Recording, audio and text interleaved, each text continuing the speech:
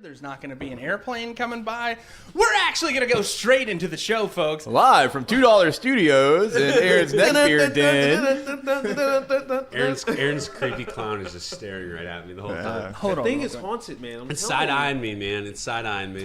This place could use a woman's touch.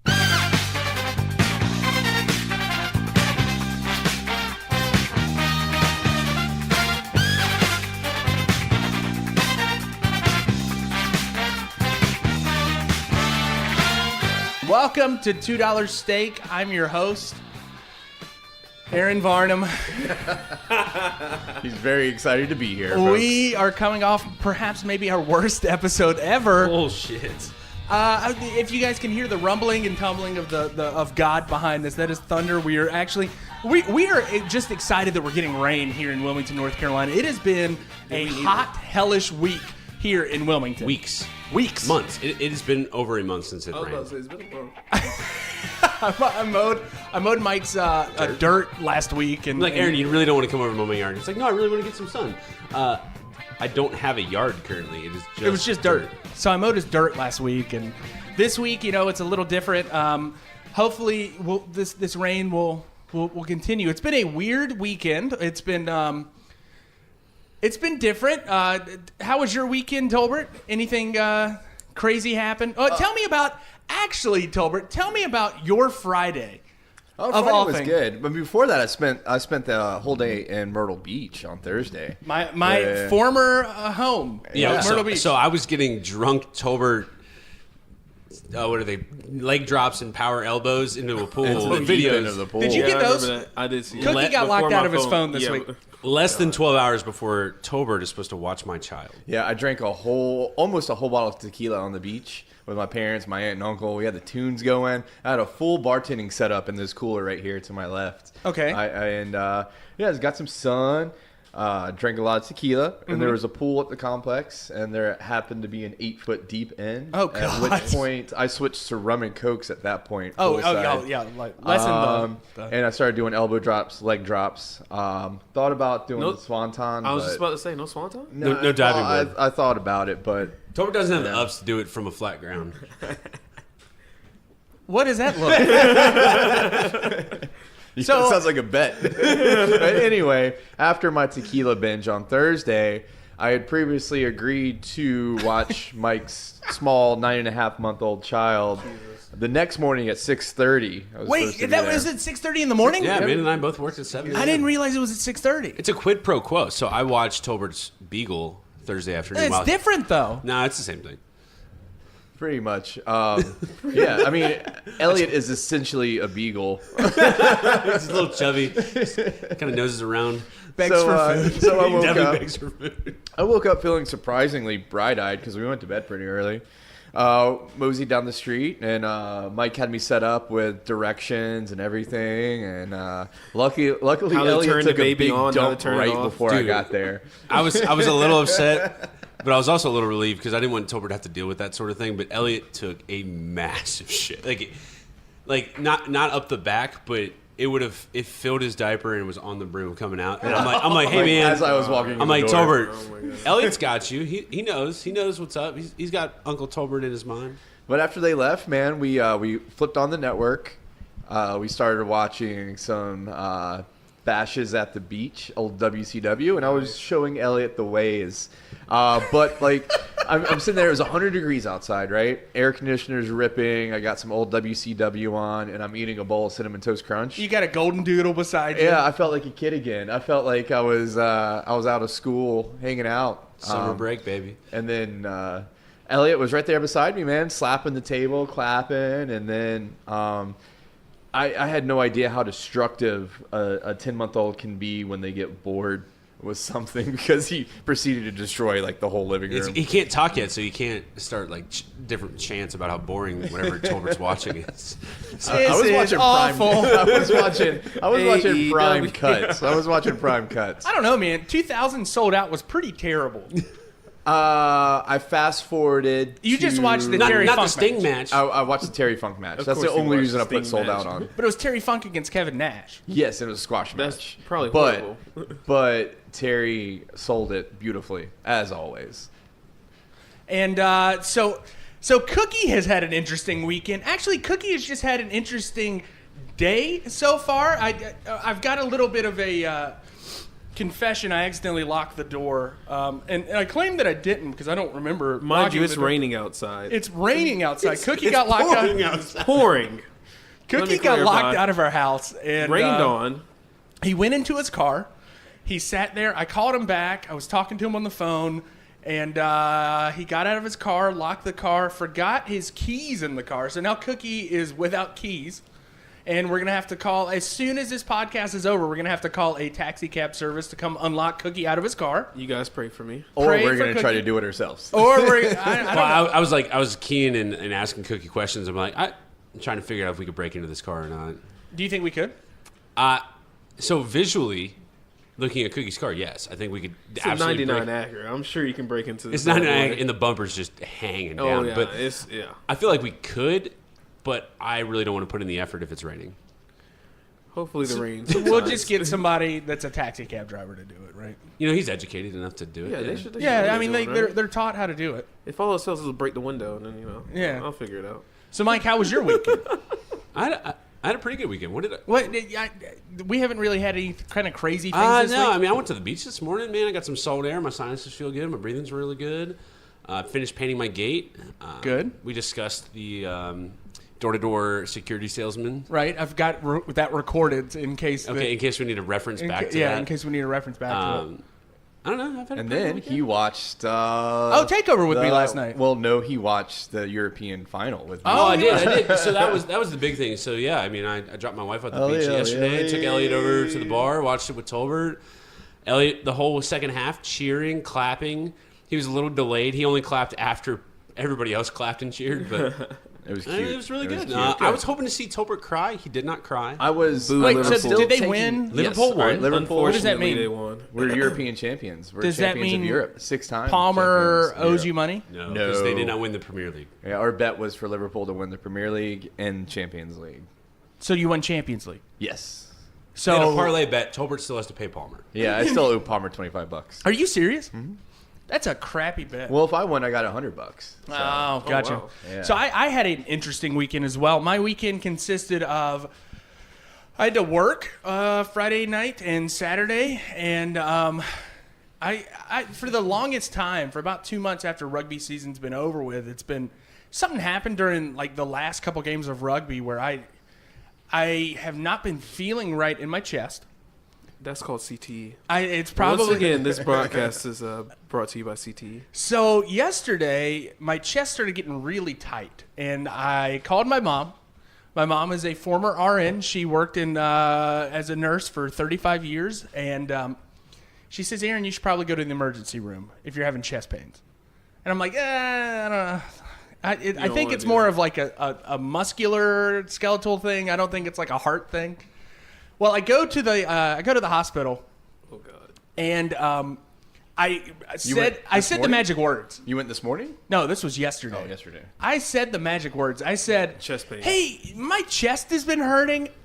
They're like, "Say no more, fam." EKGs. They grabbed a wheelchair, and I'm like, "Please don't take me back in a wheelchair. Please don't. No, guys, are really cool. Can you just give me some Xanax while you're at Please, it? please don't give me a wheelchair. I don't want to be that guy that like they're like, "No, sir, you have to sit in this wheelchair." They wheel me back to the back, protocol. and I'm like, I feel like the biggest loser ever. I'm like, I think it's a muscular skeletal thing. I don't think it's. They're like, "Oh, but we have to." They give me an EKG, they give me an IV, they go through all this stuff, Yep. and I'm sitting there like, "Oh, great!" So they're gonna tell me what I think I know what it is. And found out I have a hernia. Oh. So I have a hernia from probably lifting Tolbert or somebody at rugby. Yeah. So No, it's a hiatal hernia. Those don't happen from lifting. how do you get it though? It does occur. It's a visceral adiposity running through that hiatal. So that's why I've area. been I've had some messed up stomach issues for a long time. Possibly, yeah, because it can impinge on the esophagus a little bit. That's why I've been having a lot of heartburn and poopy issues. Well, that was before. At which point did you getting hit by a Papa John's delivery driver? Oh, I forgot about that. Oh, I got hit by Papa he John's. apparently got hit on his bike, and he was just so nonchalant in the chat about it. He's like, guys, got hit by a Papa John's truck. Oh, God. I was riding my bike to the pitch the other day. Our pitch, which once again got vandalized by these asshole kids. Oh, yeah, again. And I'm riding Little my Red. bike. Little Red, if you listen to this podcast, we're going to come and find you and kill you. Wow. That's so hard.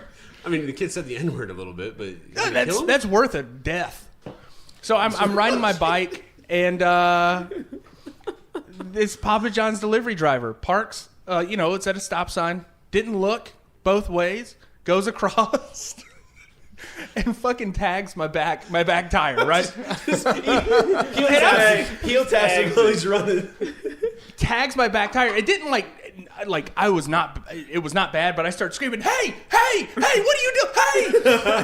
And it was right in front of the 12 tribes of Israel, the you know what I'm talking about? The guys that like street prophets that are always that like hate white people. Yeah. And they like stop and they look at me and they're like, I swear to God, they were so excited that they just saw a white person get hit by a car. Like They were just cheering on the they were side. like, yeah, Papa John's, you're our new favorite. Those guys are intense, man. Oh my God, What you talking about? dude! Like 2 years ago, one of the guys tried to get their 30-minute show. Like they've been producing 30-minute like episodes of their church. They tried to get it on our channel, and I watched it, and I'm like, oh, I don't think that we can air this on our channel. It's a little It's a little intense. it's a little intense. And so there you go. So yeah, so I've had a fun and exciting weekend. I don't know if you guys know this yet, but I have very intense anxiety sometimes, and Sometimes. All Most the of the time. time. All the time. Y'all should have seen him Just last not week all during the the time. episode, during the podcast. oh, during the time where Mike was not drunk, but sort of Allegedly. drunk. Allegedly. Allegedly. He's allegedly Pat sober. McAfee, if you're listening. So there you go. So that has been our week. It has been fun. Oh, also today, if you guys hear everybody else being a little unsettled, it's because my brand new painting is He's staring right at us. staring right right at at us. It's the creepiest clown that you'll ever It's the clown see. with the longest Yeah. neck, I think, in the world. So I've tweeted it out at #2 $steak _ at the Twitter. Tolbert will get that thing up on the IG. It's so creepy. Disturbing. It's got the side eye. It's got a really long neck, very narrow head, cute and a really hairline. fucked up haircut. I don't looks like it. I don't somebody like wrote it. that. No, like, no. This clown bladed. he did. He bladed like Dustin Rhodes in Double or Nothing. Oh, That thing definitely is did. slit in the top of the head. Oh, well, there you He's go. doing it for attention.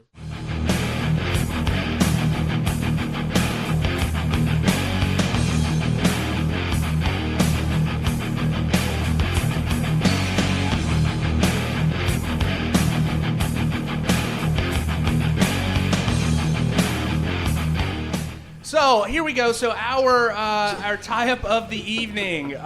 Mike actually suggested this. Why could or couldn't the Attitude Era work today? Oh, God. It's a very open-ended question, and we're gonna have to talk a little bit about it because y'all's matches this week weren't the best matches that I could have. I was kind of half-ass on it, and I apologize for that. I love my match. You know, I'm going to bring the Just for heat record. for my match. So we're I gonna did we're like- gonna make this. I was about to I say, like I your match. love mine, yeah. I like your His match. was We're going to pretty make good, this too. great. Good. All right, so in my opinion, in my humble opinion, I'm going to mansplain somebody right now. I don't think it could work a lot of the stuff because a lot of the stuff was throwing crap against the wall to see if it stuck, and it stuck with a different mindset of people. The people these days have moved past a lot of their things, and people always complain that our world now is more politically correct than it should be, and I do not agree with that. I think that right now people should accept all forms of people. We're all one race of people in this world, and I think that a lot of the stuff that the Attitude Era, dropping the FAG, dropping all the time. All the time. A lot of that Braun panty homophobia matches, stuff, brawn brawn panty panty matches, not not respecting the women wrestlers at the time. Just about. It was awful, man. It was horrible. And honestly, you could look at somebody like Sable, and she was just a pinup, basically. And I used Sable. You better watch out. Brock Lesnar might come. Was she the first entrant in the Bank of Aaron? Sunny was the first So, one. So she was number 2. Funny story about Sable. So in the Attitude Era, it was Attitude Era, 1990, late 97, early 98. Yeah. Sable posed for Playboy. Yep. And it was a little, because that's how they weren't even divas then. They were just, they were just there. Anyway, she posed for Playboy. It was a huge deal when that dropped. My buddy Justin, shout out to Justin. I just saw him yesterday. He was here visiting Carolina Beach from Raleigh. Anyway, he's always been the more computer savvy out of all of us. Right. So he had access to things like that, knew how to get stuff. And he printed out all the Sable pictures on his shitty laser printer, right? Nice. And brought him to school, and he was selling. And we were big wrestling nerds. We were best buds. He still wouldn't hook me up with one though. He was selling them for people's lunch money. I think he was selling them for $1.50 a pop. Anyway, of course I acquired a couple of them. Of course. And we're sitting in science class, and I have a skateboard magazine. I have a Thrasher, right? And I stick the photos in the front cover of my Thrasher and tuck it away, right? Yeah. And this kid behind me sees that we have the picture. He hears us talking about him, right? Yeah. He reaches over my shoulder, and I always hated this kid too. Reaches over my shoulder, grabs my skate magazine out of my hands, right, as I'm trying to put it away, as the teacher walks in. And the teacher just sees me with a skate magazine, so he takes the magazine away from me, right? God. Hasn't seen the pictures yet. Hasn't seen the pictures. I know they're in there, so I'm sweating bullets to the whole class, right? He, at the end of the class, I go, hey, I forgot his name. He was a preacher as well. He was a preacher as well. So I'm like, hey, mister, I forgot his name. I was like, can I have my magazine back? And he's like, yes, son, just don't let me see you pulling out in class again. Well, he goes to grab it. This fucker grabs it by the front cover, so the whole thing slings open. A preacher. And the pictures fall out on his desk preacher in front of the whole class. Face down. No, they fall straight up in front of the whole class. And he's like, what are these? You know what they are. Oh, man. And I got sent to the principal's office, and I got a week of in-school suspension for that. A week of in-school suspension? For nudie pictures? Right. And they sent a letter to my parents, right? And I had to have a conference with my dad, right? And all the letter says is, your son, blah, blah, blah, is caught with hardcore pornography. Hardcore? Right? Anyway, It was just titties. We go to the conference, right? We go to the conference. My dad is with me, sitting beside me. And He's got those pictures. Check it out. And he goes, so what's the deal here? The principal slides the folder across the table. My dad opens it, and he goes, Oh, damn. he laughs. He goes, that's it? Your dad, the cop that we learned in episode 2 or 3. That's it? That's great. And the principal had a good laugh, so they took it easy on me. That's a hell of a story. Nice. That's a good story, Tolbert. Yeah. So Anyway, Attitude Era. So I think back to the tie-up. I would say so. Obviously, yeah. I don't know. I didn't watch it, but they were throwing shit at the wall, like you said. But some of that stuff did work, and maybe the superficial things like the tits and ass and like the vulgarity or the language of it might have gotten people engaged into it. But I think if you look on a higher level and just the intensity of it and the character development that they did allow to happen, where individuals were becoming the Rock, Steve Austin, like those guys, like became and still are in some ways their characters. I think that would definitely work in today's if they just let people Be themselves. like, or be their character. The network, the censors would not let Stone Cold chug a beer. No, nowadays. I think they would. They probably let them chug a beer. The Yeah, they let them PG, chug a beer. so PG censors wouldn't. But if you make it TV-13, like obviously, I think it would work because. So what's the demographic? Aaron, you're in TV. What's the demographic that everybody wants? 18 right? to 35. 18 to 35.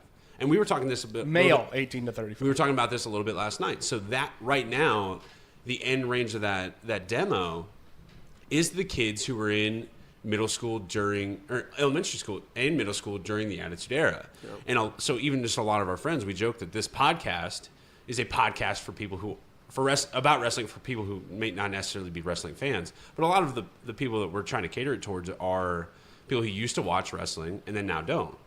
And so I think if they let characters and wrestlers be what they were back then, you could draw that demo back in because the demographic they're trying to get are the ones that used to watch it because of those things. And a lot of the reasons why those things were so rampant back then, they didn't have a team of writers. They had Vince McMahon, Jim Ross wrote a little bit. Vince McMahon, Jim Ross, asshole Vince Russo.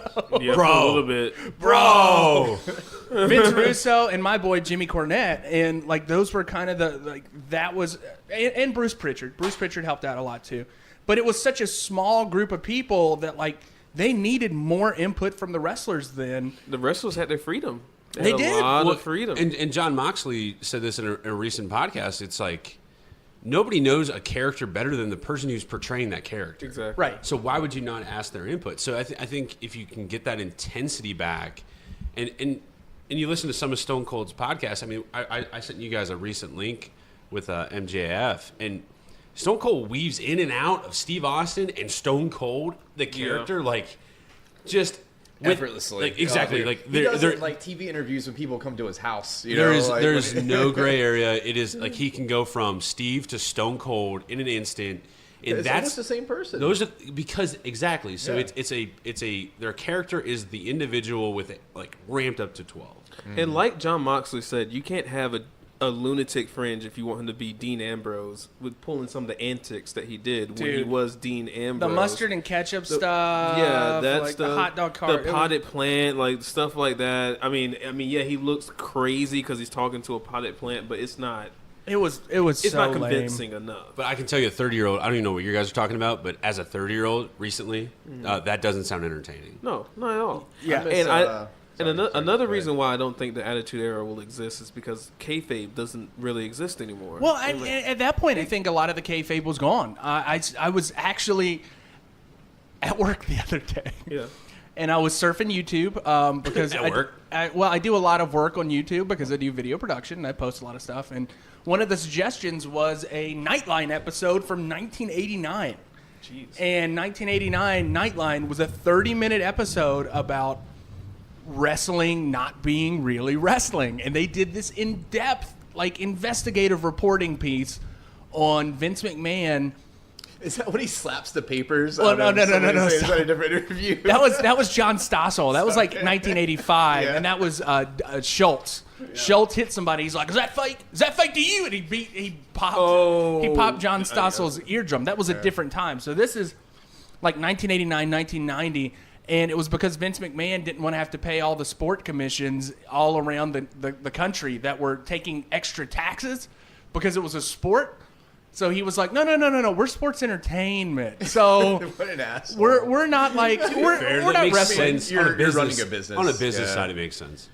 So that was kind of like what people have always known that it's not on the up and up, you know, or it is on the up and up, you know, and I don't think that like that could be like a reason why it couldn't work today. I think the way AEW is going to treat it more as a sport, I think that's going to be kind of interesting. It is, yeah. A lot of the storylines, though, man, were terrible In the Attitude during Era. the Attitude Era. Terrible. Choppy pee pee. But that was, I mean, even as a kid, all right, and like the fans, the Attitude Era fans. Those were like college students. Yeah, Like, and we all, and at that time, we're all listening to new metal.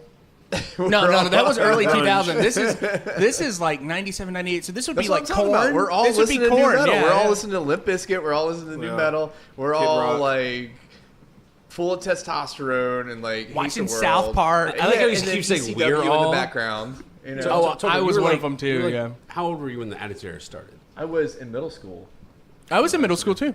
Was 96? You were in middle school? 97. I'm 34. I was years old. 3. So throw that Oh, out sorry, there. yeah, you guys are a little older. Yeah, I'm Yeah, 34. we're- Yeah, I'm 33. Attitude Era for me was 5th, 6th, and 7th grade into 8th grade. All right, fifth grade's 11. All right, okay. All right. 99, I was in 8th grade. 6th and 7th Damn, grade for okay. me All right, yeah. were like peak. I get Stone it, guys. Cold. You guys are older than me.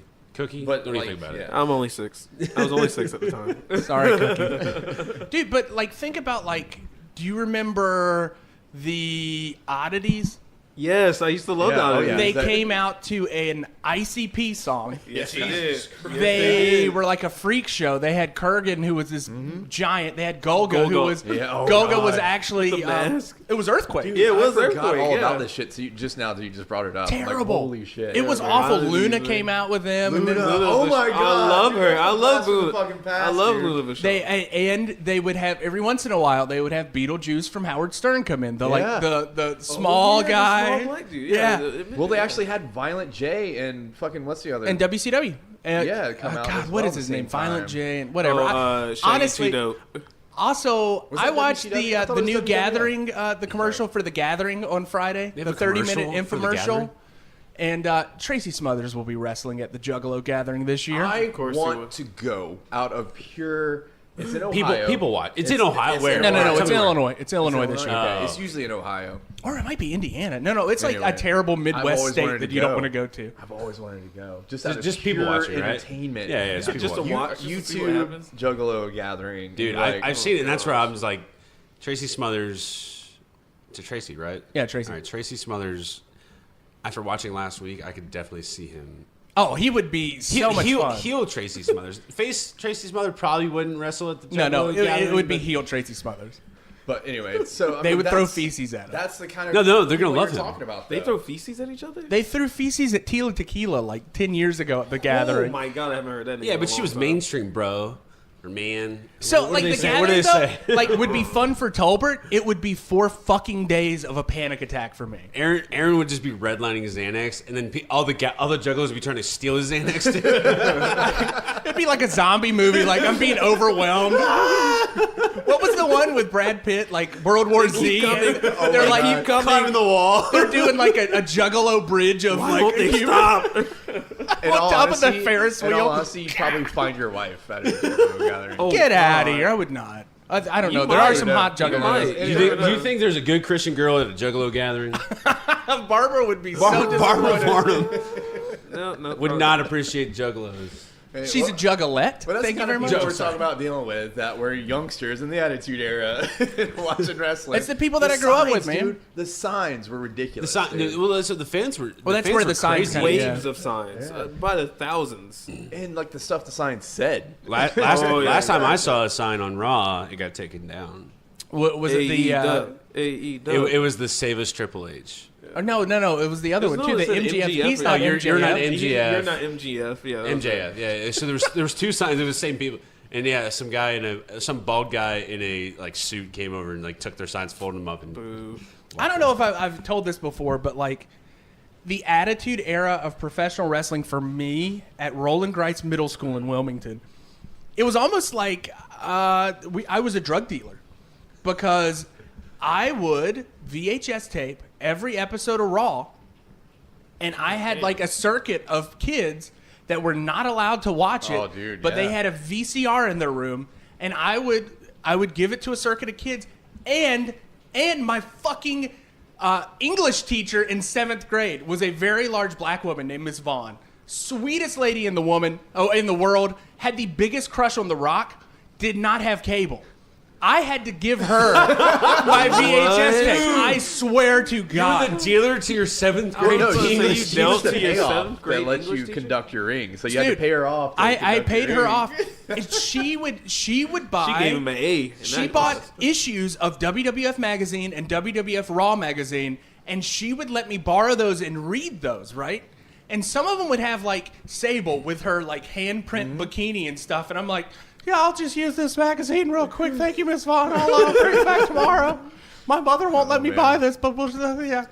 So I was a dealer. I could see this lady just be like, that Varnum boy's a good boy. Just let him do his thing. Yeah, let him do his But thing. a lot Right? of kids weren't allowed to watch Raw. In yeah, hello. At that time, I mentioned on the very first episode, Nitro came on at 8 o'clock. Raw came on at 9 o'clock.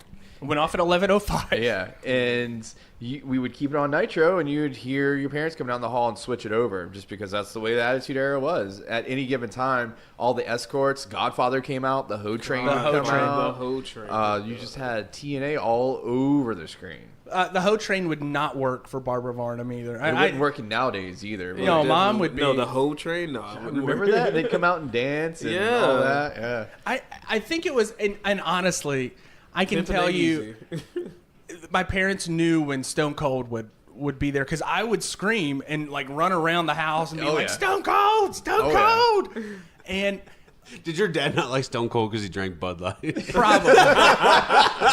It's like, that's Stone Cold. He's a bad influence. He's drinking Bud instead of what does your dad drink? Dad drinks Milwaukee's Best. Oh my god. Or Bush Ice or Milwaukee's Best Ice. Whatever had the ratio of alcohol to amount spent. It has to be like. We were at Varnum's house one time about to go see Guar at House of Blues in Myrtle Beach. And I wanted a road soda. And I opened up his dad's garage fridge. It's full of Milwaukee's. I'm like, hey, man, can I have one of these? And he goes, no. Damn. Howard will know.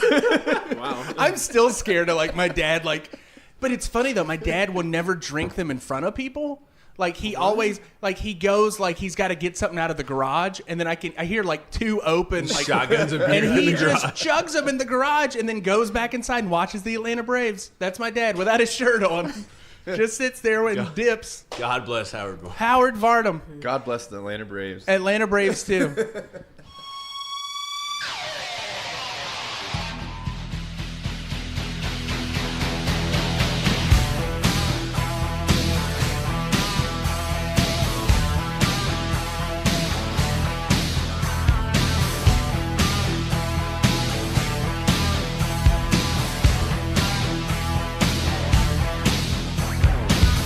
All right, so that actually brings us to our first match of the evening, and it is for Big Mike. Big Mike, he bitched and bitched and bitched about what kind of matches I had been giving him. So this week we give him.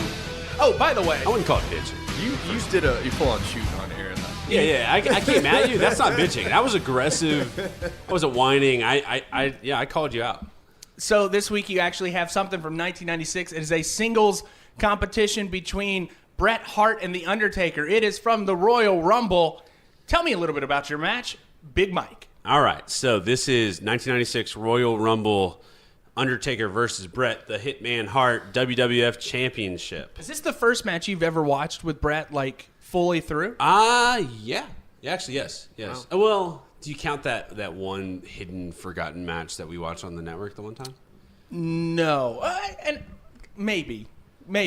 We'll say no. That was not peak Bret. That was Bret so as... This is my first inkling into a Bret Hart match. Okay. So I obviously know who Bret Hart is, but this is the first match. So my initial reactions during the walk-ups, Undertaker gets a huge pop. Was Undertaker ever not over? No, he was always as a child, terrifying. I can remember being terrified of him. Tolbert definitely. Undertaker again. You hit that. Was it? I don't. It's not a gong, is it? What is It's that? a gong. Bong, It's whatever kind it of a gong. Anyway, huge It's a pop. bell. It's like the bell from death Metallica. knell. The bell tolls. So huge pop. Undertaker wearing a mask though, and at first I wasn't sure if he was wearing a mask. They actually allude to it later as a facial appliance. And I can tell you why. He had broken his orbital bone prior to this, so he had to wear this for a little bit. But it looked cool. They tried Yeah, to play it it did off look as a storyline, though. Oh, they did. They did have it as a storyline. It was like somebody stole the urn. I don't remember what Well, he the took story a was. bunch. Papa Shango stole the urn. That's right. And he took a bunch of leg drops in the face from a really big dude. I forgot who it Yokozuna. was. Papa They mentioned Shango. Yokozuna Is it later. Yokozuna? Yeah. Yeah, he takes So one. anyway, Undertaker's wearing a mask. It's full fin on the opera mask too. I wasn't ready for that. I didn't know, so that was kind of crazy. They said Undertaker weighs 350 pounds. He's almost I know 7 foot I know tall. he's 7 foot tall, but 350 seems a little high. But anyway, That's a lot of Big beef. boy. That's a lot of Big beef boy. stacked up. He was beefier back then too. He's yeah, not the he was- Undertaker that he is now. Anyway, so again, continuing the walk up initial reactions. Shortest Undertaker entrance I've ever seen. So I've seen Yeah, that's I've true. seen about a handful Gotta cut of the down. Undertaker things during pay-per-views or random Raws and things. Definitely the shortest, and it's because Big Papa Diesel, a.k.a. Kevin Nash, is returning from Big Pop. It's Big Daddy Diesel. Big Daddy Cool Jesus Diesel. Christ, sorry, whatever. Either way.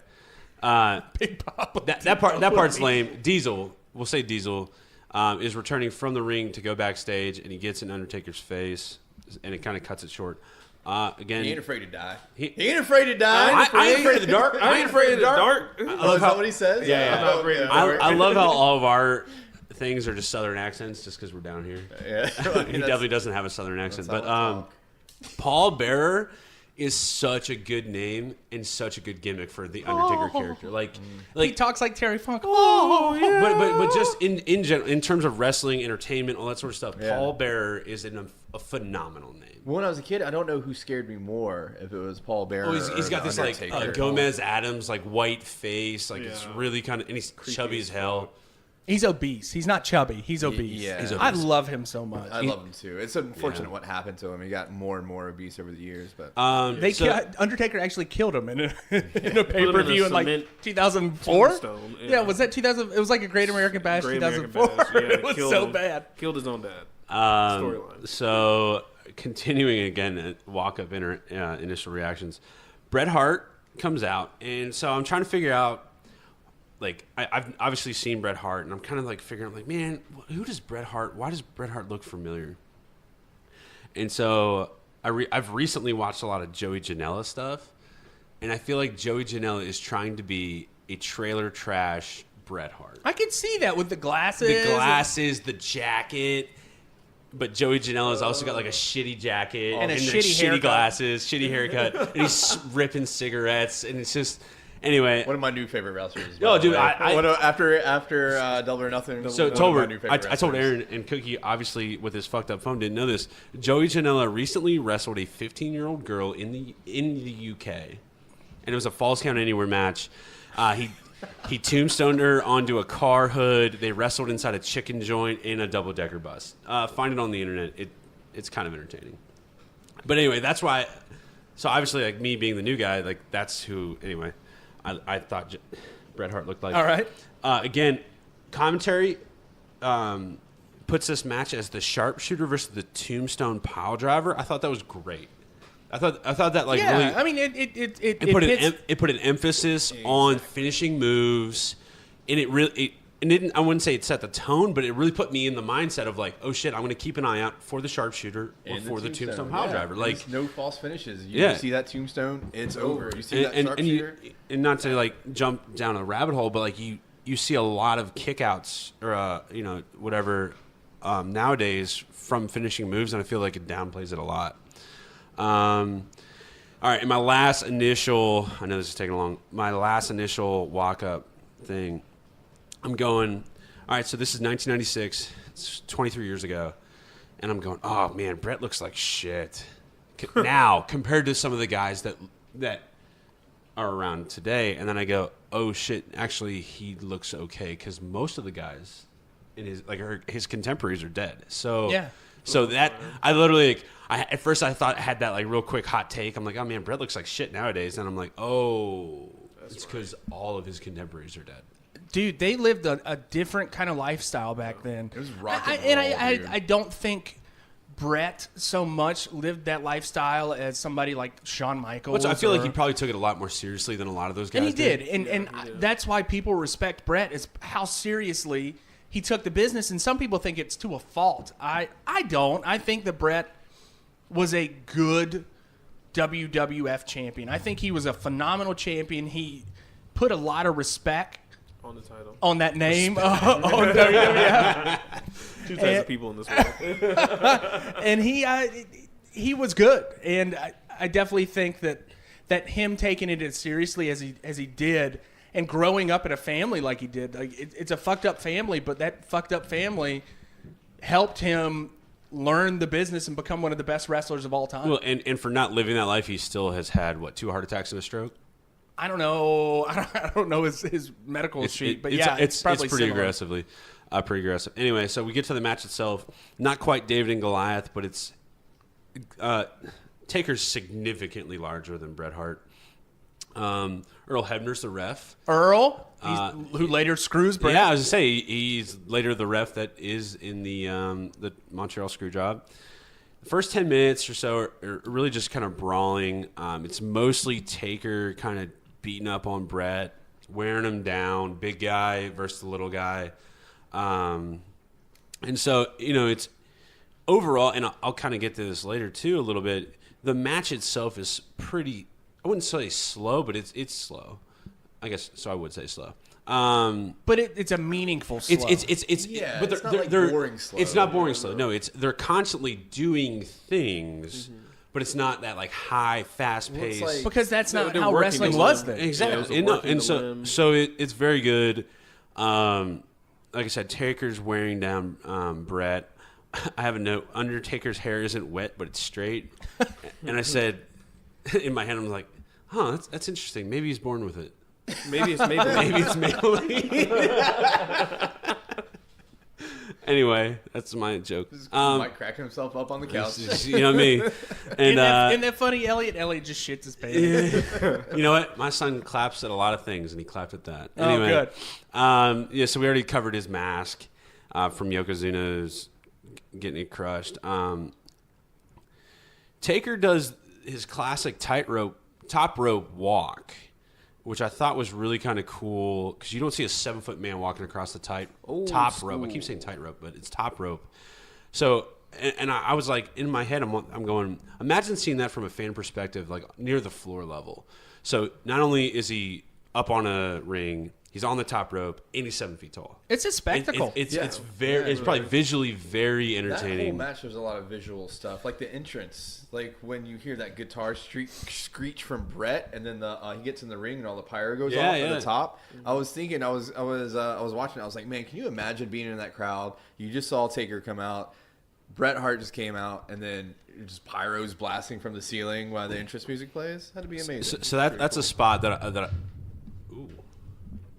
that's a spot that I thought was kind of really like interesting. So fast forward again. This is a very long match. So fast forward a little bit. Bret starts getting some really good offense. And the clash is, Taker's been going slow and methodical, really kind of like big brawler style, leaning on Bret, leaning on the smaller guy, trying to tire him out. Where when Bret gets his offense, he's going fast. And he goes from a kick to the corner to a flying clothesline, knocks Taker over the top rope, does a top rope dive. And so he's kind of getting that little rudder where Taker took 10 minutes to really kind of lean on him. And Bret gets 2-3 minutes of offense. Taker kind of counters it when he catches Bret midair, slams him into the ring post. Stays outside the ropes for a while. And I like this. I think this is interesting. They actually started doing this a little bit in Double or Nothing on AEW, where they don't immediately start the count out. They're letting the refs be a little more discretionary in what they're doing. You see that a lot in Attitude Era stuff. And to me, that's better. Like it's the referee in his head, is trying to all right, let me let this match play out because it's a championship match. Like let the guys do their thing. So I kind of like that a little bit. So it's again back and forth. Bret starts getting a little more offense again. He starts working on Taker's leg. And this is the PT in me. So he starts working on Taker's leg, puts it on the ropes, does this weird jump up, sit down on Taker's knee. And the announcer, it's not Vince McMahon. So Vince McMahon is on the mic, but then it's also, was it Mr. Perfect? He mentions that it's an MCL stretch when it's really an LCL stretch. God, Mr. Perfect. Get Come it together, on, dude. Kurt. Pulled me right out of the match. Kayfabe, I'm in it. I'm ready to go. And then he says that, and I'm like, God, this guy's an idiot. It's Mr. Perfect. Well, he's allowed to be. Guess what? He's not perfect when it comes to anatomy. Whatever. Damn. I like. So they get in the figure 4 leg locks, and the whole reverse it causes more pain or whatever. The dead men don't feel pain. Dead men don't feel pain. I thought that line was really good from commentary. It kind of plays into the Taker thing. Is that Vince? Vince. That was Vince. Dude, anything of substance and quality was Vince. Mr. Perfect was really just kind of... Vince is a phenomenal storyteller. And I have it in my overall thoughts on the match. It's just commentary, and I'll jump to it. Commentary did great. The announcers did an amazing job. I know no build-up. I know nothing before or after this, and they could do a good job. They told me, why is he wearing a mask? Oh, they told me. They lead into it very well. They tell the story of both wrestlers very well, and overall, I thought commentary, aka Vince, did a great job. And the theory behind that is any wrestling match could be somebody's first wrestling match that they're watching. It makes sense. And you got to tell the story within the commentary. You got to tell the story in the ring, and that's how you're sucking in new viewers like that. Yeah, and I'll say I think WWE's lost that a little bit, and that was one of the knocks that people were giving AEW too at Double or Nothing. Well, the commentary was bad. Except, I mean, Jim Ross was good. We'll say the better one. We'll get to that. Yeah. Okay. So, all right, well, they keep calling it a facial appliance, which I thought was really funny. It's a mask, and appliance was the word, and I don't know why, but it kind of caught with me. And overall, I think that's another positive towards commentary where, they're bringing you, like, making you ponder why is it an appliance versus a mask. Anyway, Bret gets more offense in, continues back and forth. Huge DDT from Bret on Taker. I thought that was, like, awesome. A Russian leg sweep, great. I only know that because commentary told me what it was. And then some kind of diving faceplant thing. What was that? You're Did you watch the match? Yes, it's like 36 minutes though. Yeah, but Bret only gets like 3 offensive series in, and he goes quick, and so it was DDT, it was a Russian leg sweep, and then he was Taker's facing one way. Bret starts running from behind Taker. Oh, it was a bulldog. Grabs his head. Oh, yeah. Bulldog. The way that he described it is not a bulldog. No. Some kind of faceplant. I don't know. It's a running faceplant. Anyway, and this is what I thought was cool. So actually, if you paid attention to your last week's match, my boys from the Heavenly Bodies did the same move. Yeah. I didn't watch it. Yeah, they do a pretty sweet bulldog. Anyway, so the really cool thing about this, I thought, you just see this huge offensive series from Bret. Taker's gimmick is he's the dead man. Dead man just rises up. Like, literally just eats all of that and then just sits up, which is great. Like, there was no 2 count or anything like that. Just sits straight up. At one point, Bret exposes a corner, tries to take Taker's facial appliance off, slams it in there. Huge boos. He was a heel He's a at this good point. guy. Oh, No. He was a heel. He was see? so, but like he was right on the precipice of doing that, becoming that anti-American heel. This was right at that time. Well, so I have obviously, like, both are huge fan favorites, whether they're heels or faces. Right. But my literally next comment: huge cheers and boos for when Bret goes to the sharpshooter. And like that was the premise of the whole match. It's 36-minute match, but the crowd is never dead. So you watch some Raws or you watch some pay-per-views, and the crowd literally, like this past Monday, silent. It's just silent. Whereas it's a steady stream of just like a low rumbling in the background. For a 36-minute match, I thought that was great. Bret goes to that sharpshooter. This falls back to that sharpshooter versus tombstone kind of thing. Taker reverses it into a choke, which was kind of cool. Anyway, fast forward, and Taker eventually just tombstones the shit out of Bret. Goes for the pin. The ref is distracted. Why? Go back to Diesel, and the entrance comes out and gets DQ win because he goes after Taker. No, he goes after the ref. So Diesel goes after the ref, gets a DQ finish for Taker, but championships don't switch on DQs. So Taker wins technically, but does not get the championship belt. In the crowd, and that was my only knock actually. And the crowd kind of felt, I feel like, the same way. So they're kind of going. It's a little underwhelming. For a 36-minute match, you kind of want to see a clean finish. Yeah. So to have that was a little bit, and I don't know what they led to later on or anything like that. I think it led to a WrestleMania match between the Diesel and the Undertaker. Okay. Yeah. Taker won that. Taker did win that because of his winning streak. Same thing that makes you laugh will make you cry. No? And that's number one. So that's our. That was number one. We forgot to tell you guys that apparently Cookie's father has come up with 2 new phrases. Nothing. No. I'll take it. Yeah, I'll take it. It took us a second to kind of like We gather. specifically told him to like just play. Don't tell us what they are. Just play them in there, and that was I definitely was like, number one. yeah, I was like, did Paul Bear say that? All right, so make you laugh, we'll make you cry.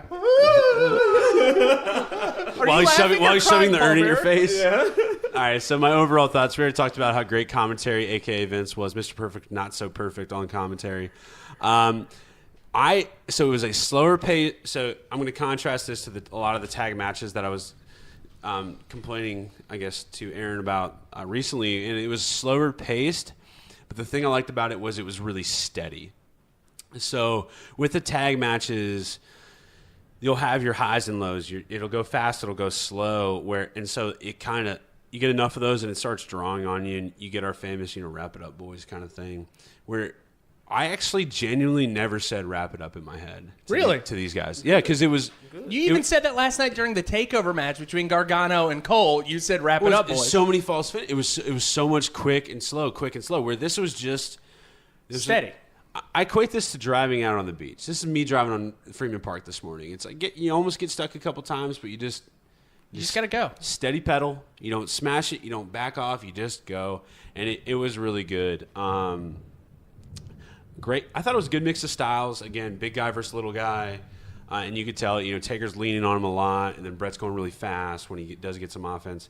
And we already talked about the crowd being steady the whole time. No real dead spots. Always cheers.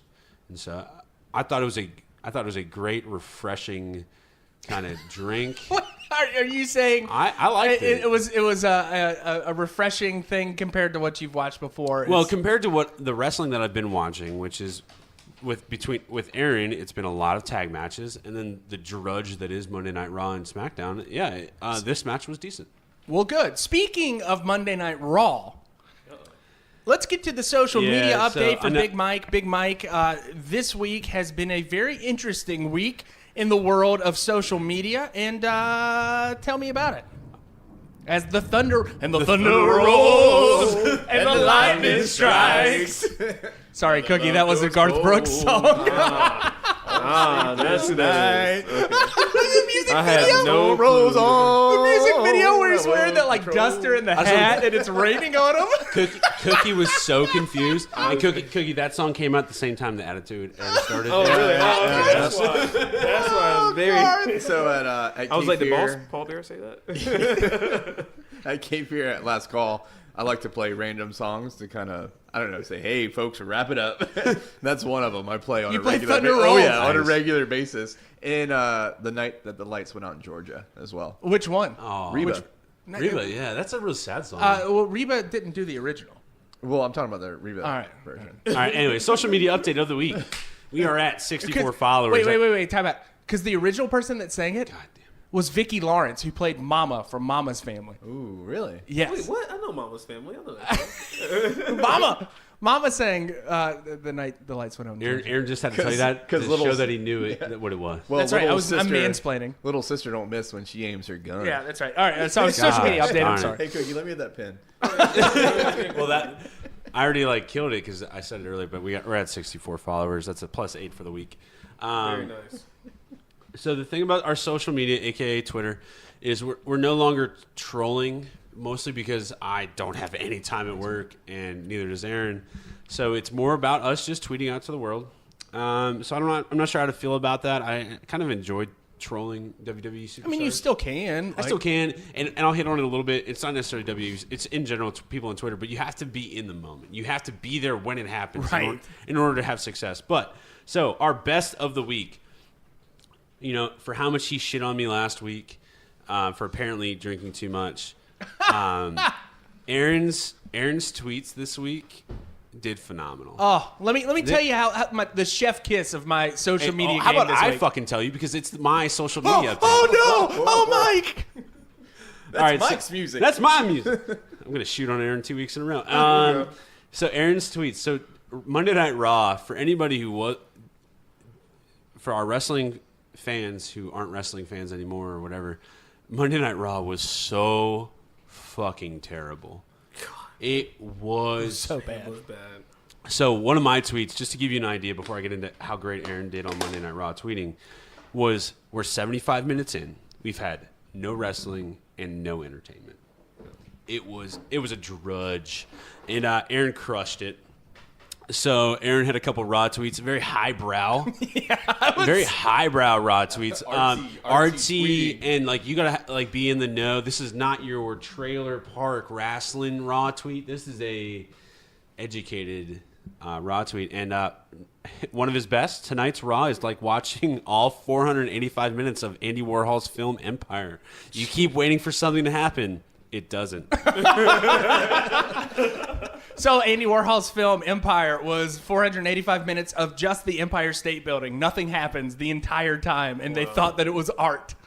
It was not art. So Art allotted us. I feel like this was actually a heavenly tweet. It was 777 impressions, There you go. 37 engagements. Another great. This was a little less highbrow and a little more just like general thing. But he said Raw has been like watching that Andy Kaufman bit where he reads The Great Gatsby in its entirety. He just reads it. horrible. He just reads the entire Great Gatsby. There you go. Yeah, but it felt like that. 853 impressions, 16 engagements. Raw was terrible. I fell asleep at 9:45. So over a third of Raw left, and it was still the worst Raw I've ever seen. At that point, I just start tweeting cat pictures and dog pictures. Cat and dog pictures, and he's But getting like vintage dog pictures. like a dog wearing a hat and like standing next to a chalkboard, and people were just like eating this shit up. Was this before or after Brock was doing his little dance? Oh, thing? this was after. Brock Money opened in the Bank. show with that, and that I actually tweeted at that. What did I say exactly? I said something along the lines of, "Have you ever laughed at something because of how bad it is?" God, it was so bad. It was so bad. It was so bad. He put speakers on the Money in the Bank. What the? That was kind of that was cool. fun. I'll give you that. But all right, so to continue Aaron's best of the week, so he also tweeted out later It'd be later. in the week that we regret to inform you that Aaron misnamed Dirty White Boy. I saw that. What was very that? So funny. he wasn't a garbage man; he was a plumber. So Duke the Dumpster Drosy was a garbage man character, right? Isn't that what you said? Not played by Dirty White Boy. Dirty White Boy was actually T.L. Hopper, and his character was not a dumpster guy. It was actually a plumber. So Aaron fucked up the blue collar trades. Oh, sorry, It's- guys. It's like Dirty White Boy went to tech school because his girlfriend made him tech. get his life together, and now he's a plumber. He knocked up his girlfriend. She said, "You got to get a real job." All right, I'll be He's a like, fucking plumber. oh, come on, honey. He's been going at night. All right. He's working real hard. The last bit of Aaron's great week was he actually tweeted out Cookie's match link, and so if in case you guys don't know, on Twitter we do tweet out our links to the matches we will be reviewing the next week, and thank you, Tolbert. And Cookie's match link was a Vader match, and he tweeted at Vader's Twitter, which is actually his son runs it, and he retweeted it. 206 impressions, 25 engagements. So that was probably our best, engagement ratio or whatever. I'm going to go ahead and hype myself up a little bit. So following on what we talked about earlier, where social media is tough, man, because you got to get it when it happens. If you're not there when it happens, it's really hard to kind of get over per se.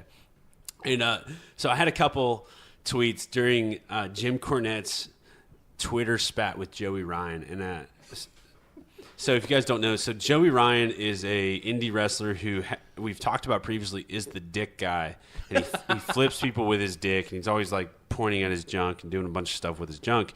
Jim Cornette is a very old school wrestling guy that we've also mentioned a lot on the podcast We're also from the a very 80s. big fan of. And we're all fairly big fans of Jim Cornette. Yeah, absolutely. He was the manager for a lot of the tag team wrestling that Aaron's been having me watch. And Jim Cornette does not like Joey Ryan. He calls it outlaw mud shows. So essentially, Jim Cornette is referencing the fact that indie wrestlers shit in the middle of the ring and wallow in it like pigs. And so he did not appreciate it. And I don't know how to condense this as best I can because I know I'm going really long here. But so Jim Cornette, in his Double or Nothing review, spent a long time kind of trashing the Battle Royale. And it wasn't the Battle Royal. I don't know. Anyway, it wasn't that great. It was a lot of no-name guys doing a lot of things, and he was trashing the fact that the commentary wasn't building up or telling us why these people are dressed the way they are, or who their character is, or what they do, or why they do it. And Sonny Kiss. Sonny Kiss comes out, and he is an openly gay wrestler, and he's dressed very flamboyantly. So in Mexican professional wrestling, that's called an exotico. Yeah, and so Jim Cornette references that he's actually an exotico, and he's mad that they're not telling us why, like what his story is, and much like people do today on social media, they really hand it up without actually listening to the context with which Jim described it, and they were trying to label Jim Cornette, who is one of the most liberal people on social media, as a homophobic.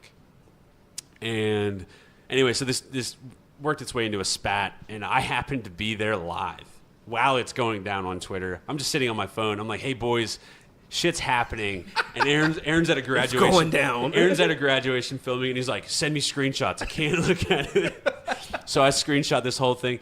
But anyway, I managed to get off a couple GIFs as some replies. And so my Fresh Prince GIF got 2,900 impressions, 11 engagements. Jesus. Nice. My Michael Jackson eating popcorn GIF got off 1,100 impressions and 6 engagements. I'm so proud of you. Dude, It was heated. And again, Cornette is one of, if not the most, besides Sami Zayn, one of the, if not the most liberal wrestling people on Twitter. And people are labeling him as a homophobe, and you can clearly tell he is not. He might have, not antiquated, but older views on things, but he's definitely not a homophobe, and he was letting Joey Ryan have it. It was great. Anyway, to cut things short, worst of the week, there's no worst. We're doing awesome on Twitter. Booyah! Hell yeah. If we hit 200 followers, I'll let Mike put me through a table. Really? Write that shit like down. that. Write It's that on down. the podcast We are now. only, what's 200 minus 64, Aaron? Oh God, are you gonna make me? It's 146. 136. 136. All right, we're 136 to go, and I'm going to put Tolbert through a table. If we get 200 followers, what's the time frame? There's got to be some kind of No. There's no time frame. No, this will be a special. Okay. If we get 200 followers, When we get, dude, we are on a steady 8 to 10 followers a week. So, Aaron, what's that math? I don't know. I'm still. Wait. What's the question? I'm sorry. I'm laughing. How many weeks at? If a train leaves the station, No, getting 8 to 10 followers. Xanax, I need it now. I think 10 weeks, right? 10 weeks at 10 Yeah, we'll followers. say 10 weeks. we're gonna 12 we're weeks, gonna 14 shake weeks. on this. 200 followers. Mike puts me through a table. Now, can we buy the followers? No. 200 followers. Mike puts me through the table. 200 followers is 200 All right. followers. Just I'm going to spend the rest of my work week. Tweet that out right now. Tweet that out right now while we're doing right this. now. Just wait until we get 400 followers. And that. Oh God, is Cookie's agreeing to something? I'm about to jump off the goddamn ladder. I'm Cookie's doing a swanton bomb. Hey, And you're going to have to bring your friend in for this. Is the social media update of the week. Holy shit. Holy shit. Holy shit.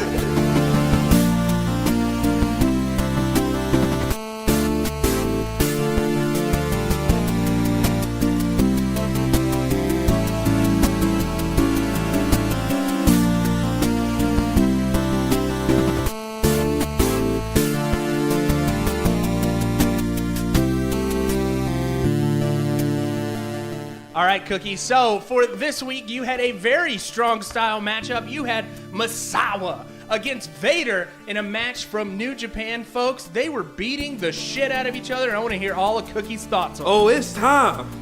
It's time. It's Vader time. Was that one of your father's? No, the other one is Cookie's father. Cookie's Or father actually is Vader. the man they call Vader. Vader, I can tell, was adored by a lot of the people in Japan. They'd never seen a man that big. No, not at all. But I think he should be adored by all big men around the world, just Yes. because of he was revolutionary in terms of wrestling, especially for big men and being athletic big men as well. I think him and Bam Bam Bigelow should get a little bit more credit than they do. He's one of the only people I know that jump from the middle of the top rope doing moonsaults or big splashes off the top rope freely. But I can see why, obviously, a lot of people would not want to take that bump because he is a humongous man. One of the notes I have down here is that he made the dad bod famous before the dad bod was even cool. He makes me feel good about my body. He makes when I get dressed in the morning. He doesn't have a dad bod, man. He's got a fucking gut. He does a huge gut. Beer good. And think, this match came out in 1999. This was after his prime years in WCW and his run in WWF. Yep. This was after all of this. This was in the waning years of Vader's career. It was, and he still looked good. He looked great. But Misawa came out to the crowd chanting his name. You can tell that he was obviously the fan favorite. Vader was loved by people, but Misawa was their man. They wanted to see him win. And what I've realized is that Japanese venues, they have a little bit more of a closer connection, or at least the wrestlers do, with the people figuratively, just because, it's seen as more of a sport, but more literally as well, just because they come through the people, it looks like almost. Yeah. They come through the people, and they're very close. They're okay with touching and everything like that. So I thought that was really cool to see. And another thing I saw, which was kind of weird, and you may be able to elaborate on this, is that Vader took off his mask. I don't know if it was respect or if it was... I'm not sure why he took... I did notice that too, and I wasn't sure... And maybe they would have elaborated in that commentary, and I sure as hell don't know Japanese. I feel like his mask comes off in quite a few matches, though. And a lot of the Japanese matches, he does take off his mask. You'll see it in the match where he goes against Stan Hansen, and that may have been a medical reason because he got his eyeball popped out. Oh my God, that was scary. But yeah, you're right. He'll take it off when he gets tired. It's almost like me taking off my scrum helmet. Like when I'm like, I can't breathe. Oh shit! Aaron took off his helmet. I need a sub. So he's concussed. So they announced Misawa. He's in the ring. I think one of the shittiest jobs has to be those streamer kids, because they were throwing streamers. The fans were at least the streamer. Well, that's a very Japanese thing, right? Yeah. And now, like a lot of the kind of cooler kid promotions. Right? Yeah. So guys, hold on. Time out. Okay. Hey, Mom, what's up? Have you lost your mind? Why? Buying that clown picture? What are you talking about? Yes. Yeah. Mom, Barbara, it's staring right at me. we're recording the podcast, Barbara. Oh, I'm sorry. I'll call you back, okay? Say hey. By God, I love you, that's Mom. Miss Barnum's music. Love you. Bye.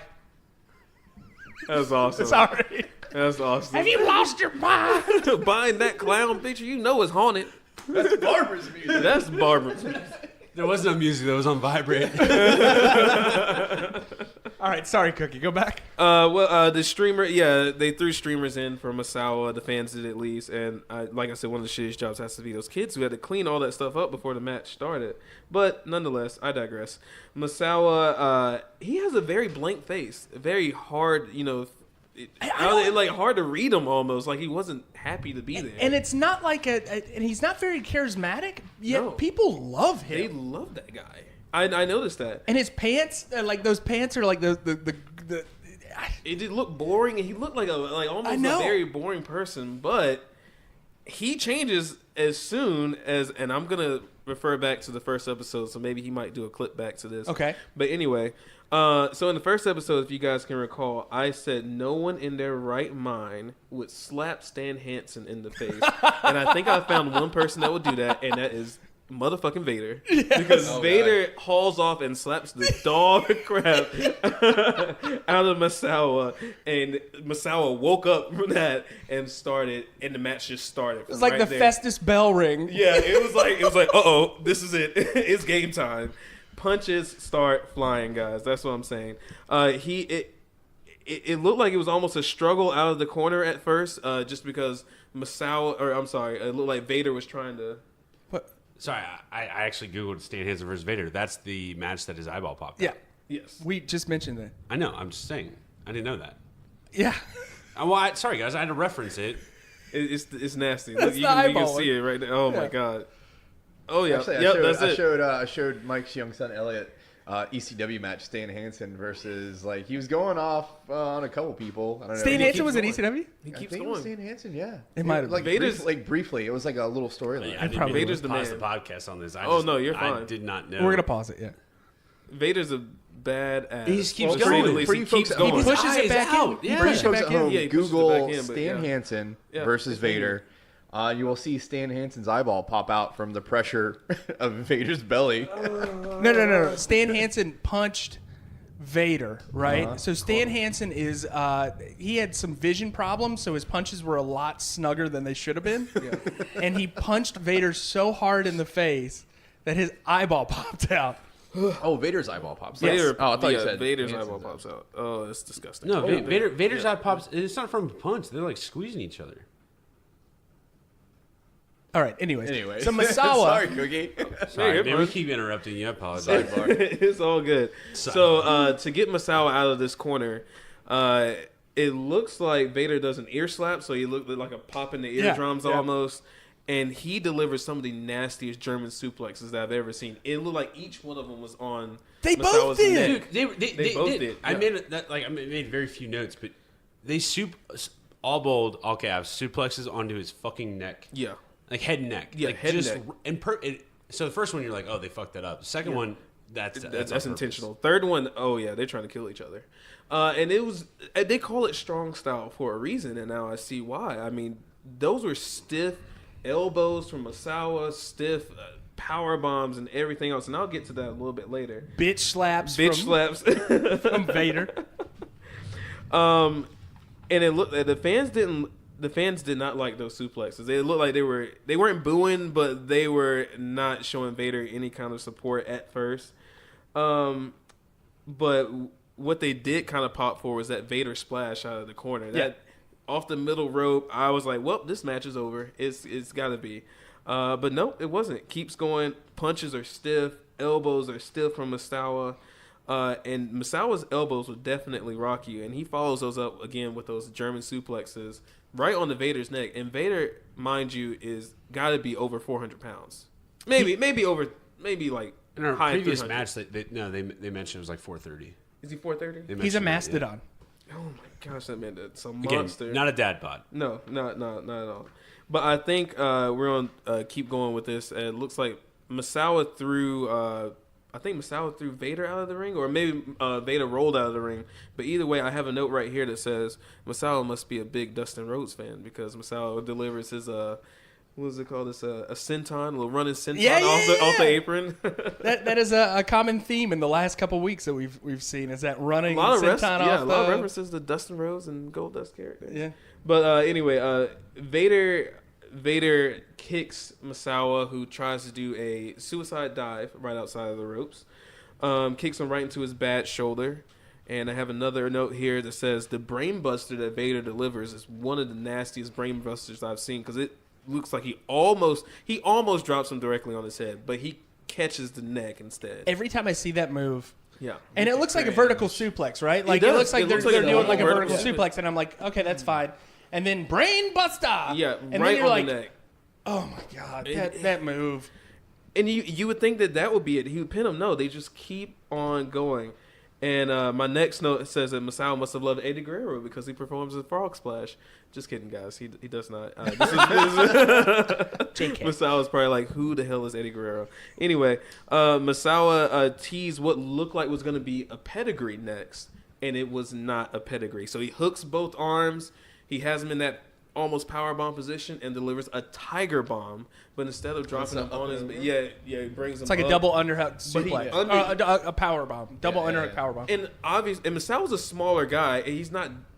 He's about 6'1", 6'2", but he's meaty. and he's in his 200s, maybe high 200s, but he's not going to pick up a Vader like he would like a Chris Jericho or someone like that. And he obviously under rotates the move, drops Vader, which looks like to be on his neck, and I thought it was over there. I was like, and it looked like Vader was out right afterwards because the camera pans over to Vader's face.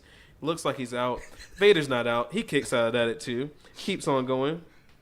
And Vader repaid him by sitting on his chest twice as hard as he could. I love that. He does that against Sting a lot. He does it against a bunch of people where he grabs the ropes or he's just over him and he just boom. He's all right body down weight on right him. to the chest. So I watched those and I went, I wonder if that's how Yokozuna broke Undertaker's face. Oh, good gracious. It Probably. could have been. Imagine one of those Brutal, meaty man, legs brutal. just like, right can you across imagine the just getting face. the wind knocked out of you from a 400-pound man just sitting on his You have chest? to take that. Yeah. That's you're not. That's what happens if we get 500 Yeah, Twitter you can't- followers. you I'll can't take that from pull- Mike. You can't pull that. You hear that, Mike? Yeah. Yeah, you're ass not pulling drop. that. What? 500 followers, and you can do that to me, Mike. Well, give me like a couple years. Let that dad bod form a little bit more. And then he gives him one of the nastiest choke slams as well. Dropping Misawa again, looks like it's on his neck. He was kind of like inside out. Like they really sell when it comes to the strong style. Well, it's of not hard to wrestling. sell against Vader. Yeah, that's true because I mean he's like you said, a mastodon. The man is humongous. And then Misawa gets back up. He's gonna try and fight this off. He's trying to win this match. Misawa runs into a right hook from Vader, knocking him completely out. Literally turned him inside out. Orbital bone, 2-fist connection. It was awesome. And Vader goes in for the finish. Nasty, nasty, nasty powerbomb and a roll-up combination. So he's putting 400 pounds from himself onto Misawa's neck, and on top of Misawa's body weight being on top of it, and rolls him up, pins him 1, 2, 3. Vader wins a nice, cool trophy and 2 belts. Don't know what they are because obviously we don't speak Japanese here. We need to invite, if any of you listeners know Japanese, please contact us on the podcast, and we'll get you on for an episode. I want them to be able to read Japanese because I made a note about the info, like the graphics before the match. I'm like, those are so cool. They look great. Yeah. It's kind of like wonder what street they're graffiti saying. where you're like, I have no idea what that says, but it looks cool. Visually, It looks it's cool. appealing. Yeah. Crowd wasn't too happy by that. Obviously, they wanted Misawa to win, but he did get a couple of cheers from the crowd, and he got a lot of cheers from me because I'm going to give this match 5 cookies. I did love not this see match. that. I did not see that. I did not see that It one. was- I liked it. I watched the match this morning on my porch. I did not see it as a 5 cookie match. Really? I thought maybe a 4. He gave it 5 because Finn 5? Balor didn't lose. This is actually a fuck you to Prince me. Devitt, right? Prince Devitt. Prince Shout Devitt. out to Prince Devitt. Balor didn't lose. Shout out to Fergal. Yes, it was an awesome match, and I love it. Wait. Is that what's the last phrase? Organic. Let him just It has work to it be in there. organic. Okay. I'm waiting for the Mr. Wonderful match.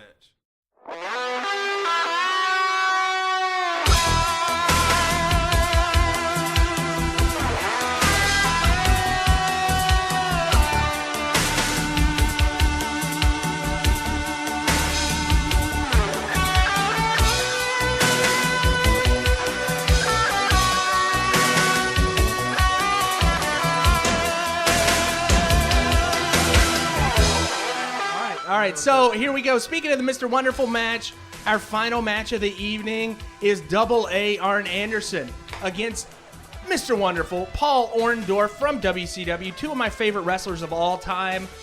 Tolbert, I know it wasn't quite as fun and exciting as some of the matches that I've given you before. It's not as funny as some of the matches I've given you before. It's just 2 good wrestlers going at it. Talk to me about it. 2 good wrestlers going at it. Not your typical high spot match, but a good match nonetheless. WCW, Saturday Night Wrestling. I love watching the Saturday night. Saturday night. I like watching the Saturday night shows because I have vague memories of them. You know, flipping through channels. You know, Saturday night, young kid being at home, seeing some of that stuff. Don't remember a lot of it, but I do remember watching Saturday Night Wrestling. Those weren't vague for me because I remember every single Saturday night. I was my dad would be frying fish or frying shrimp outside on our breezeway. Mom would be coming home. Mom worked the Baylor shift, so Mom would work Friday, Saturday, Sunday, 12-hour shifts or 14-hour shifts. She would be coming home. She'd get home at 7 o'clock.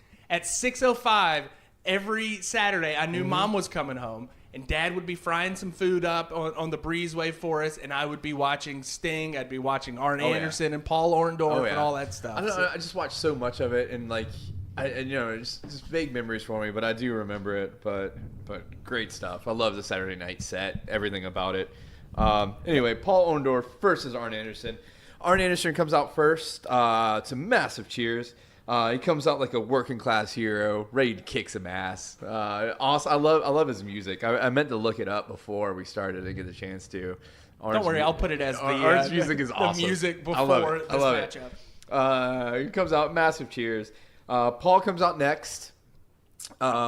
he doesn't really get any boos, but he's obviously the heel in this. He's trying to get some heel work in, but it's not really working. Yeah, I don't know. The heat's kind of funny where he's like making fun of the people. Like, and he's flinching at the crowd. Yeah. He's like fake flinching at the crowd and stuff like that. And it was great, but he comes out in his blue velvet robe. Silver trim, sparkling, It's a very pretty robe. They say he's from Florida. For some reason, he looks Australian to me. Really? I don't know why. He looks like a Florida guy. I don't know. If you look at him now, Yeah, he's I got guess like so. this After they said mustache. Florida, I thought about it. I was like, yeah, he's from Florida. But he just looked maybe like a Crocodile Dundee 2 extra. Anyway. That's not a wrestling hold. Anyway, so Paul comes out, and he comes out with the Colonel following him. With the Assassin. So Colonel Parker with the Assassin. Colonel Parker looks like Colonel Sanders. They even allude to a little reference. They say, what is he coming out for? Chicken? For some chicken. And the Assassin, which I don't know if any of our listeners know who Mr. Wrestling is. He kind of has like a Mr. Wrestling-esque type match. I flipped through some of your old wrestling magazines and have seen the pictures of the Assassins. Yeah, the it's like old a duo. Yep. Yeah, so anyway. Was he always that big? Yeah, he was. No, he was never chubby. that. He doesn't. was, I mean, like, this is at the twilight of his career. Like, He's a if the- manager at this Yeah, point. if he was, if this was the professional, he wouldn't be pulling off any contracts. Yeah, he would not. Anyway, so Paul You have to makes eat his this pizza. I can do that contract. So Paul makes his way to the ring with those two on his trail. Hops in the ring, talks a little junk to Arn. At this point, the Assassin starts giving him a pep talk, a little strategy talk. It looks like they were really getting into some serious conversation there. At this time, Arn is strutting around, pumping up the crowd. Crowd's loving it. He's doing his little hand motions, getting them cheering. Match starts with some strong lockups. Tolbert, do you mind if I interrupt you just for one second? What's that? Yes. I have a note about this. I'm gonna test your memory right here. Yeah. There's a kid in the front row that is just Yeah, he's doing the arm spin. He's doing his best interpretation All right, so of a windmill. I watched this match about 3 times, and I was organizing my notes. I got here a little earlier, and I was organizing my notes, but I forgot to add that in there. It's yeah, so this good. kid, he's first of all, he's got front row seats. I don't know if his parents won tickets or maybe they're divorced. Your dad's got him for the weekend. I get to go see 2 wrestling shows. He's doing the arm spin over the barricade, just like. I made Well, I a was just note. saying, can we, if we're going to talk about crowd people. Oh, hold on. Okay, thank you. Hold on. I'm getting there. And I made a note about a kid being young Tolbert painting his face like Sting in the audience. There was a Sting. Did Was the it kid have a Warrior, full though? beard? Was that- No, it was Sting. Okay. There is another shot of 2 kids fucking stoked, man. And they look like typical. This match happened in 96? No. It was a lot earlier. than that. 93? It was like 93. 93. Oh yeah, I made a note about it. I'm only 3 months old, or Yeah. 2 months old. In this Oh, match. okay. Yeah. 1993, and these kids look like straight up wrestling kids in 93. They're about to go home and play some Mario 3 and shoot some slingshots through some windows. That was me. Anyway, the match starts off with some really super strong holds. Not your typical lockups. They're really selling these. They look great. Not a really high flying wrestling match. A lot of locks, a lot of holds. They start working each other, whipping them to the ropes. A lot of whips out of headlocks, a lot of clothesline, little shoulder takedowns, things like that. This leads into the first submission. And that is Paul getting a sweet little toe lock on Arn. They go in for a lockup. He reverses it. Straight little toe lock. Goes to work on his arm. Excuse me. Excuse me. That was a wet one. Goes to work on his arm. This kind of starts up the submission battle between the two. Not much going on outside of submission. That was my empty beer can. What was that? Sorry. I'm just in a pile of beer cans. Are you yelling at him this week? Are you going to yell at him? No, good lord, he's not that drunk. That's That's his character, though. Just shtick. Anyway, so a lot of submission, a lot of back and forth. So some more submissions. Arn gets a little offense in. Paul counters for the first 2 count. Keeps working on this arm lock and working on this one particular arm of Arn. and he sells it really good. So some more back and forth. What was that? was my that your dip cheer? can. I think this might be the wine worst can? episode ever. That was my dip can. Sorry, folks. There's beer cans flying, dip cans flying. Cookie. I don't know where Cookie went. Cookie's taking his Cookie's not shit. even here. The thunder finally stopped though. Anyway, my to sum up favorite this episode. match. Some of this match, just a lot of. Wait, hold on. You're not going to talk. You getting you talked about That's the a part arm lock. of. He's probably going to be a I part of have the a comment. HIGHKu. No, the arm lock with Orndorff and Arn's arm. Yeah. When is baby Orndorff coming out of Arn's elbow? What are you talking about? He was dry humping the shit out of Arn's elbow. I did not see How that. did you not see didn't that? see it either. I didn't He was see that either. grinding. All right, so Mike, grinding his elbow. at what point was he grinding his elbow? Quit being so smug. I don't know. I don't put notes or like time Anyway. things. So a lot of back and forth, arm bars. Apparently, Arn was dry humping Orndorff's. Orndorff was elbow. dry humping Arn's elbow. One funny moment, and it's our boy Randy. Our boy Randy is refereeing Randy this match. Anderson. Yeah. Randy Anderson. Apparently, At one point- Arn's little brother. Really? No. No. I was going to say, don't see the resemblance. Not at all. Anyway, at one point, Paul has Arn in this deep arm lock, and Randy is trying to make him doing are you going to tap? Are you going to tap? At one point, Arn grabs Randy's hand and starts slamming it on the ring like, no, you motherfucker ain't going to tap. that was funny. Back to some intense lockups. Let's see. It goes outside the ring at one point. Paul keeps working the arm. A little slams Arn on the barricade, slams him on the apron. Goes back to the ring, kind of leaving him high and dry for a 10 count. Arn makes it back in. More lockups, more back and forth, more whips off the rope, submissions. And this match starts off really fast paced and then goes to a more moderate pace, but kind of like Mike's, it's not boring. It's not, you're still entertained.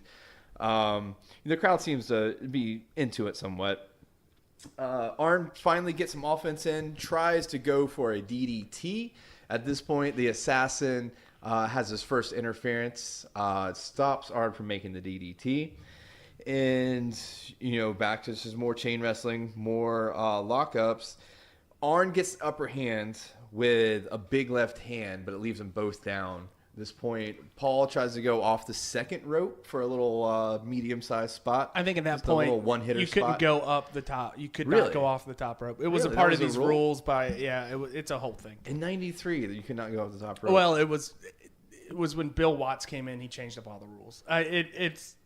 It's stupid. all right. Well, he goes off the second It's something rope. that we can talk about another Goes time. off the second rope, misses. Arn goes on for some more offense. At this point, crowd goes nuts because Stunning Steve Austin is running down the walkway. Mm-hmm. Jumps into the ring. Arn sees him, though, gives him a good-looking shoulder check, which drops him. But Orndorff turns on him. They double up on Arn. Stomp the shit out of him. Timekeeper rings the bell. Match is over. DQ. I guess Arn's buddy, Paul Roma. Paul Roma, yeah. runs in. He runs in a little late, though. Arn's already got the shit beat out of him. Runs in, clears the ring. Orndorff and Steve Austin leave buddy talking shit, strutting out. At this point, Arn's pretty pissed. He's not happy. Not happy. He's not happy. And he goes into this raging promo. And poor Paul is just standing there, just Taking it. taking it. He is He's taking like, it. what are you talking about? Yeah. So I Paul was there. Roma at this point was a part of the Four Horsemen, and Uh-huh. everybody can agree that he was a really bad decision to be a part of the Four Horsemen. And He looks like a jobber. he kind of does. is. He's got a good Italian guy look, and he's not the best wrestler. He had a really good tag team with Paul Orndorff Yeah. a little bit after this. Okay. They became pretty wonderful, and they were a fun tag team. They feuded with a lot of the guys. Oh God, what are they called? It's the Patriot and Marcus Bagwell were a tag team for a while, and they had a fun little feud. And Paul Roma's just he's just there. He's Yeah. Marty He's Jannetty. yeah, he really he's a mediocre wrestler, but he's fine. Yeah, it was a good match though. Even though Arn and Paul are both a little starting to get older, both very svelte, very fit, look great, great moves, great submissions. The way they sell, they don't oversell it. The submission locks, they look real, they look painful. Yeah, both good looking dudes, great wrestlers. Of course, everyone loves Arn, 4 Horsemen forever. You know. All right, so at this point, you've already written your haiku. I have. And version of it. This was a tough match. It was a good match. It's not your typical high spot match. I'm not shooting at you there. And honestly, last week it was kind of rough putting together I don't know. Last weekend was a rough weekend for all parties. It was not for everybody. That's why it was just 3 kind of underwhelming. Well, not underwhelming. We had a 5-star match and we had an enjoyable singles match. 5 cookie. God dang it. Come on, man. I'm sorry. Yeah. I got you, Cookie. This week we will we'll make up for that. All right. Well, I was going to mention my HIGHKu, but now I'll mention. Speaking it to the mic, Tolbert. Yeah, I'm right up on it. He's like eyeing me up. Yeah, I'm eyeing. Here, I'll There move it my table. Oh, there I am. God, Sorry. I'm not used to this audio visual Dude, stuff, man. we've been doing it for 11 fucking weeks. It's almost 3 months. So, Mike, are you going to power bomb me through the table, or are you thinking choke slam? Whatever you want. All right. We'll see what bumps I can take. Anyway. I've been put through a table. It's not fun. Is it really not? It looks like it's fun. Look, Well, it was not a working table. Honest to God, we're not gonna be able to afford a real table, so I'll just make one with my shop. Like Howard leftovers. Varnum can make Oh, one. my God. I will break my back. Tolbert There's gonna be a would die. house. I have to go through it. It's a $400 table. Can you just imagine us just like for 6 hours just trying to bomb Tolbert through this table? Because Howard Varnum's like, no, I made sure to put 6-inch lag bolts in there. Those are 4x4 legs. I'm just bleeding.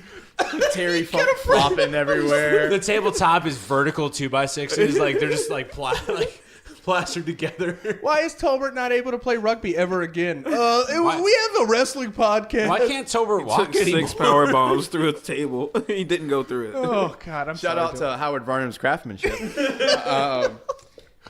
That's a whole other story. That's why I said I'd make that That's a whole other story.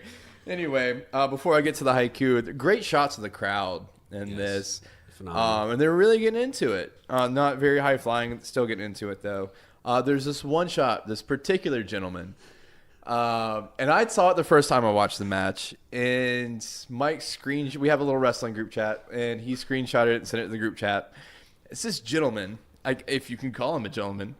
I don't know if he's 14 and has grown a goatee Progeria. and like maybe He's either dropped out of 14 or school. 41. Yeah, he's either 14 or late 40s, and you can't tell. You're like, hey, is this guy old and looks young, At most 120 pounds. or is he young and looks old? You It really might be can't Troy's tell. dad. Oh, God. How old is Shots Troy? on Troy. He's gonna chase you down With a cigarette. He's gonna He's gonna staple hold a cigarettes Bud to your Light Platinum forehead. with a cigarette in his Speaking mouth. of which, and running this down. guy that you're talking about had a big old pack of cigarettes. He did. He had Cowboy the, Killers. He had the trucker hat, flannel, Can you- cigarettes in his pocket. Can you mention the joke I made though about his eyes? What? I said he's got eyes on both wrestlers. he does. He's got. He looks like he's somebody from Varnumtown. Like But he's a he product of. Y'all are terrible. He's so happy to be there, Dude, he is Man, hyped. He's so He happy is to be there. hyped. No, whether he just got off work or his mom let him come. I don't know which, but He was happy to see Arn and Paul Orndorff wrestle. fucking stoked. Anyway, I'll tweet out that picture. yeah, tweet Please, it out. please. And that guy's probably going to retweet us because he's probably one of our That guy doesn't know how to work the internet. Oh, you're right. Yeah, he's either In just jail? turning 50 or dead. He's either turning 50 or dead. Or in jail. But jail for like petty crime. Like, Not- Yeah, he was. like you stole cigarettes from a gas He station. was like, I stealing stole a copper loaf of wire. bread. Good For God. quarter? For a still? Or for just For cashing it in at for scrapyard. Sorry, I just pulled the picture back up. This thing is so classic. Oh, no. Oh, we'll tweet that out. Cookie, look at his eyes. And that leads us to our HIGHKu for the week, I Okay. suppose. It's terrible. And it starts off. Stoked Manchild stares on. Stunning Steve Austin stomps out. Arn isn't happy about this. I had an alternate line. I was looking at at a cliffhanger. I was like ready for the next. Well, I mean, it's a HIGHKu. That's the end. You guys know it's Have you? three Yeah, lines. come on, man. The alternate ending was, "Hey, Paul's here too." I really wish you mentioned like Arn's promo at the end, where he's like, I wish I had somebody in my corner, blah blah blah, and like that guy's just standing there, and he's like, Paul was there. I was here. Paul was there. He even leans in a little bit. I thought you were gonna make fun of me about Stunning Steve coming out there because how infatuated I was with Stunning Steve on the last Stunning Steve His hair. podcast. His but I hair knew looks exactly great. who it was before they mentioned it, before they said it, because I saw his hair the flying hair. around. I was like, that's Stunning Steve. You can tell it's right before he starts to go bald. Yeah. It's like that. It's like the point I was at before. I'm like, you know what? Just shaving my head from now on. Just shave it. Yeah. Holy cow, It gets to man. that point. This has been a long and arduous episode of $2 Steak, but I think it's been entertaining. I I've was been gonna say, I think it's a entertained. pretty the whole good time. episode. I think also the first 30 minutes is you recording Cookie's car inside. Oh, God. No. don't forget the That was call. 5 minutes. That was only 5 minutes. No, but like you hit record, so I that's did. why it Okay. looks long. Okay. All right. So it's still a long episode, I promise. So, in honor of episode 12, I don't even know why in honor, but we're doing something a little different next week. We've got a very first themed episode. So that means that everything is going to be about a singular wrestler. I'm about to burp. And during this episode, That was weak. I know, I couldn't help it. During this episode, our first themed episode, not about Terry Funk, not about Bull Nakano, but it is about the three faces of Foley. One hand washes another. There it is. Number 2. I like it. That was like it. creepy. So our 3 matches for next week. For Big Mike, you get the face of Dude Love as Dude Love takes on Steve Austin. So you get your first Stone Cold Steve Austin match. Which you've been begging. You've been asking for that. I have. I've had a stunning Steve Austin. I'm ready for Stone Cold. You get Stone Cold and Dude Love. For our strong style match of the week, you actually get Sandman against Cactus Jack Bang bang! Bang bang! Bang, bang. from ECW. And then the high spot is Tolbert, and he gets, Mama Foley's baby boy, Mankind against Shawn Michaels from Mind Games. One of my favorite matches of all great. time. Good match. It is so It's much a really fun. good match. I know this match. It is a great match, Yeah. and I think we're gonna even talk about like him as a character during Yeah. our I'm time also next week. halfway through Have a Nice Day. You let me borrow it a few weeks ago. Oh, you so- actually read it? I Yeah. haven't. dude. I haven't. Yeah. I haven't started it yet. I want to read it. Have you read It's the great. the Sting book that I got you about the Christian? I actually read a little bit of it at work. God, was it a devotional book? It's a devotional Well, it's book. the letters are really big and there's lots of spaces. 'Cause I think it's for kids. Did you But- did you read the That's why I Rock gave book? it to you, Tolbert. You did. The Rock book is actually really good. I'm halfway through that. He's in college right now. I bought people. I bought all of our. You gave me the biggest book and I haven't even read it. I gave you the same book as Cookie. Or no, I gave you the No, same you book as gave me Tolbert. the Have a Nice Day. I gave you Have a Nice Day. Start reading it. I It's bought great. Have a Nice Day for me because I, think lost my first I have copy. the most college degrees out of everybody here, and I Ooh, haven't even ooh, started reading.